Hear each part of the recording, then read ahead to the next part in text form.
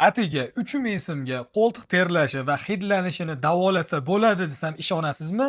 Ishonmasangiz videoni oxirigacha ko'ring.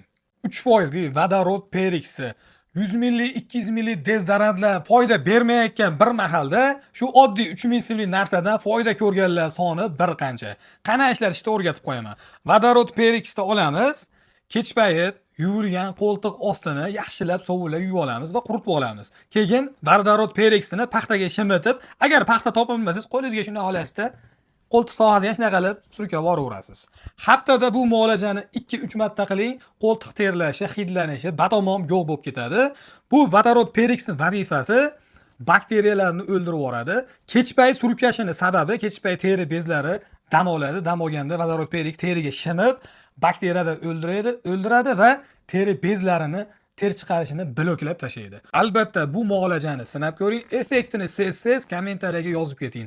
Foydali tejamkor videolar bizning kanalda like bosib, obuna bo'lib, do'stlarga yuborib qo'yamiz.